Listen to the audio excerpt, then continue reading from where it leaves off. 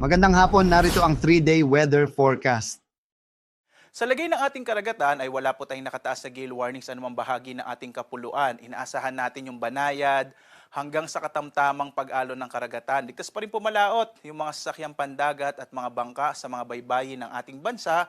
Bagamat mag-ingat po, pag meron po mga thunderstorms, lalo na mas napapadalas na po yung mga thunderstorms ngayon, posibleng kung minsan magpalakas yan ng alon ng karagatan. So mag-ingat po, lalong-lalo na yung mga maliliit na bangka. Narito naman natin inaasang magiging lagay ng panahon sa mga susunod na araw.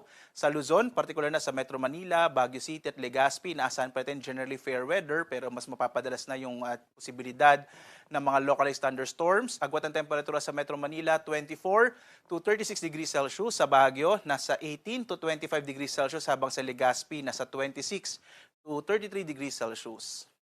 Sa bahagi naman ng Kabisayaan, mababawasan na po yung mga kaulapan na makakaapekto dito sa may area ng Visayas. Kaya generally po, fair weather din ang mararanasan sa mga susunod na araw. Sa Metro Cebu, nasa 26 to 33 degrees Celsius. Sa Iloilo naman, nasa 25 to 33 degrees Celsius. Habang dito sa may bahagi ng Tacloban, nasa 25 to 32 degrees Celsius. Habang sa Mindanao, posibleng medyo maulap pa rin yung kalangitan sa may area ng Northern Mindanao kasama itong area ng Zamboanga Peninsula hanggang Lunes.